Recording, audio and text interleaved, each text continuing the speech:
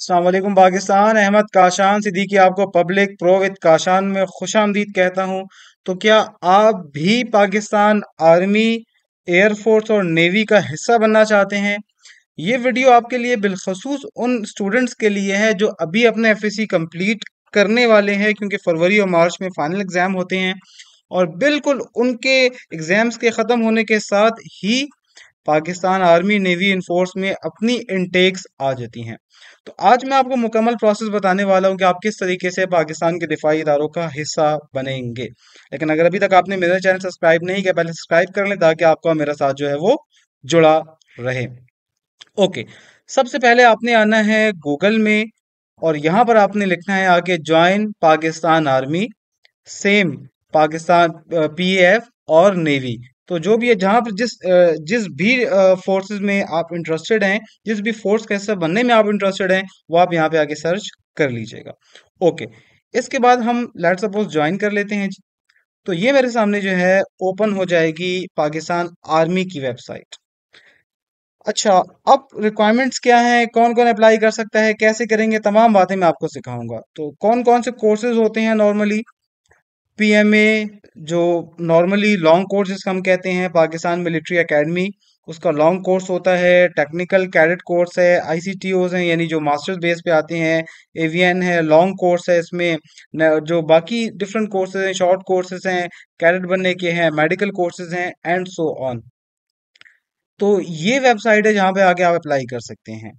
अच्छा, क्या रिक्वायरमेंट्स है, कैसे करेंगे? अगर तो आप सोल्जर भर्ती होना चाहते हैं तो उनके लिए भी है। क्या क्राइटेरिया है? इसका क्राइटेरिया होता है नॉर्मली मैट्रिक, उसकी बेस पे आप अप्लाई कर सकते हैं।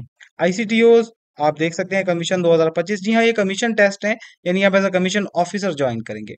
और इसके अलावा जो है direct service, short service commission, इसमें आप डायरेक्ट कैप्टन या उसके अबव भर्ती होते हैं और आपकी सर्विस जो है लिमिटेड टाइम के लिए होती है, क्योंकि आपकी एज ब्रैकेट ऑलमोस्ट मास्टर्स के बाद ज्वाइन करते हैं तो round about 27, 28 and round about 30 के दरमियान ही होता है। ओके, इसके अलावा जो हम नॉर्मली अप्लाई करते हैं वो कहलाया जाता है लॉन्ग कोर्स का। तो उसकी इनटेक आती है जी April and May and so on, और साल में 2 बार ये अपनी इनटेक्स करते हैं। सेम पीएफ का भी है और सेम जो है वो नेवल ज्वाइनिंग सिस्टम भी है।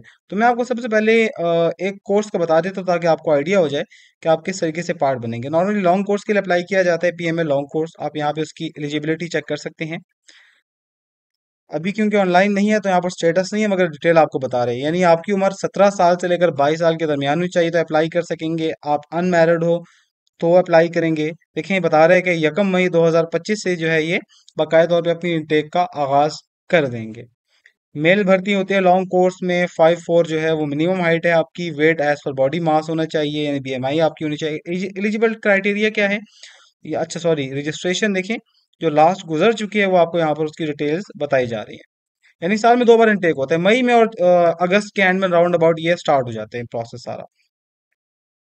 एलिजिबिलिटी कंडीशंस क्या है जी? तो देखें, इंटरमीडिएट या इक्विवेलेंट आपने किया हो, 17 से 22 साल आपकी उम्र होनी चाहिए। और ऑन मई 2025 ये एज पर प्रीवियस जो एडवर्टाइजमेंट हुई थी इसका है। और नया इनटेक भी मई के एंड में स्टार्ट हो जाएगा, मई में स्टार्ट हो जाएगा। अगेन आपको रिलैक्सेशन दी जाती है 3 मंथ्स की for upper and lower limits. जो ग्रेजुएट होते हैं वो 2 इयर्स, और सर्विंग जो है उनके लिए भी इन्होंने यहाँ पर डिटेल्स मेंशन की हुई है।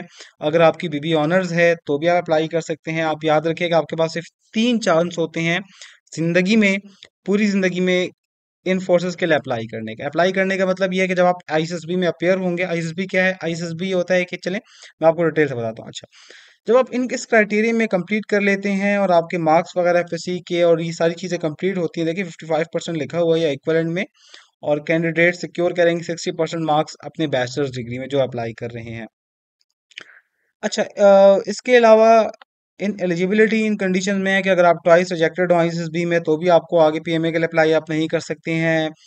या आप पे कोई कोर्ट केस चल रहा है, या फिर आप मेडिकली प्रॉपरली डिक्लेयर्ड अनफिट हैं, या आपको हेपेटाइटिस बी एंड सी है, एएमबी एंड सो ऑन। तो ये सारी वो चीज़ें हैं जिनकी बेस पे आप जो है वो अनफिट हैं, या फिर आप पॉजिटिव ड्रग टेस्ट आपका आता है जिसकी बेस पे आपको परमानेंट जो है वो अनफिट किया गया, तो आप अप्लाई नहीं कर सकते।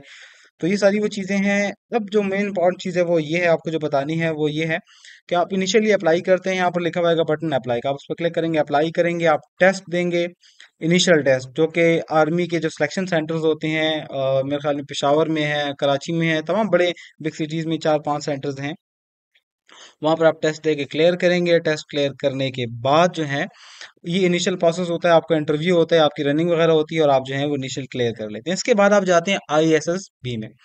आईएसएसबी क्या होता है? इंटर सर्विसेज सिलेक्शन बोर्ड है। ये पूरा एक सिलेक्शन बोर्ड है, इसमें एक बहुत बड़ा पैनल बैठा होता है, डिफरेंट टेस्ट होते हैं।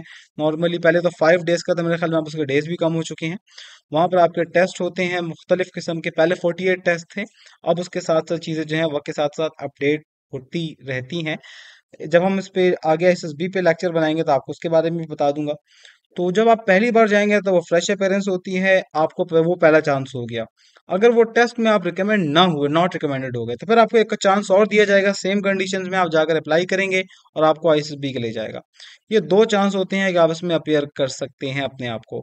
और अगर ये दो बार आप फेल हो गए तो एक तीसरा चांस आपको दिया जाता है आपकी मास्टर्स क्वालिफिकेशन के बेस पे, और वो कहलाया जाता है शॉर्ट सर्विस कमीशन। आप जाके अप्लाई कर सकते हैं। या ये भी पॉसिबल है कि जो है आप एक चांस अपना अभी इस्तेमाल कर लें और एक जो है वो बाद में आप यूज़ कर लें। तो ये तमाम कंडीशन आपके पास होती है, आपने एज ब्रैकेट का ख्याल रखना है। यही सेम पॉलिसी जो है वो पीएएफ और नेवल के लिए भी है। यहाँ पर ये बेनिफिट भी आपको मिलता है कि अगर आप पीएएफ क्लियर कर जाते हैं तो उस कंडीशन में बेनिफिट आपके लिए ये हो जाता है कि अगर आप लो मेरिट हो जाएं वहाँ पर, तो आपको आर्मी में नॉर्मली इनटेक कर लिया जाता है, बट ये डिपेंड करता है आपके मार्क्स पे एंड सो ऑन। इसके अलावा बाकी इसमें डॉक्यूमेंट्स जो कौन कौन से रिक्वायर्ड हैं तो आप यहाँ पर देख सकते हैं। आपका नेशनल आइडेंटिटी कार्ड होना चाहिए अबव 18 या B form equivalency, father mother का कार्ड रिक्वायर्ड है, अटेस्टेड फोटोकॉपीज रिक्वायर्ड हैं, passport size colour photograph original as well a photocopy if not recommended letter from service board required for repeater candidates. जो repeaters हैं यानी जो एक बार fail, एक बार not recommended है, दोबारा पेयर हो रहे हैं, तो उनके लिए जो है वो रिपीटर जो है वो अपने साथ नॉट रिकमेंडेड का ओरिजिनल लेटर भी लगाएंगे। इसके अलावा पीएमए में आप 2 साल की ट्रेनिंग होती है। तो ये सारा प्रोसेस जो था वो लॉन्ग कोर्स का था।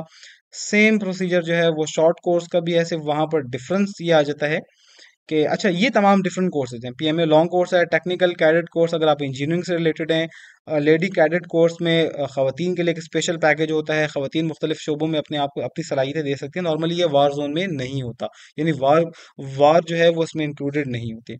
डायरेक्ट शॉर्ट सर्विस कमीशन इसमें जो है वो आपकी एजुकेशनल ब्रांच आती है, डिफरेंट ब्रांचेज है जिसमें आप जा सकते हैं। आईसीटीओ जो होता है वो जो कम्युनिकेशन रिलेटेड कोर्सेज होते हैं, जी हाँ, कम्युनिकेशन टेक्नोलॉजी ऑफिसर्स भर्ती की जाती है, सब कमीशन कोर्सेज हैं। सिपाही के अलावा ज़्यादातर जो इसमें कोर्सेज हैं वो सब जो हैं वो टेक्निकल है। मेडिकल कैडेट्स जो कि भर्ती होते हैं, एमबीबीएस वाले कैडेट्स नॉर्मली उन्हीं को लिए जाते हैं। और लास्ट में है जी फोर्सेस नर्सिंग सर्विसेज, तो इसमें भी आप आके भर्ती हो सकते हैं। तो ये डिफरेंट है। और एज अ सोल्जर भी आप भर्ती होना चाहते हैं तो वो भी आप हो सकते हैं। इसके लिए आपकी मैट्रिक तालीम रिक्वायर्ड होती है।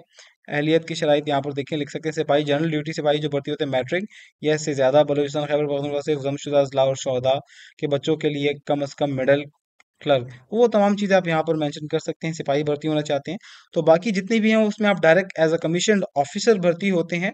और वो बहुत ज़्यादा एक एनर्जी वाली जॉब है। हर एक बच्चे की ख्वाहिश होती है, तो मुझे बड़ा महसूस हुआ कि मैं आपको इसके बारे में डिटेल से बताऊं।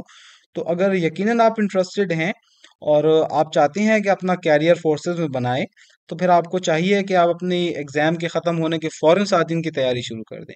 किस किस चीज़ की तैयारी करें, टेस्ट में क्या क्या होता है, इंशाल्लाह उसके लिए हम ज़रूर आपसे मुखातिब होंगे। अगर आप मज़ीद जानना चाहते हैं इनके बारे में, तो आप ज़रूर कमेंट्स में लिखें ताकि मैं आपको इसके बारे में इन डिटेल मज़ीद बता सकूं। आप कमेंट बॉक्स में पूछ सकते हैं हमसे। और मैं उम्मीद रखता हूँ कि इस तरह की वीडियो से आप जो हैं वो मज़ीद नॉलेज हासिल करेंगे और आप जो हैं मुल्क की खिदमत करेंगे। अल्लाह ताला हम सब कामयाब नासिर हो।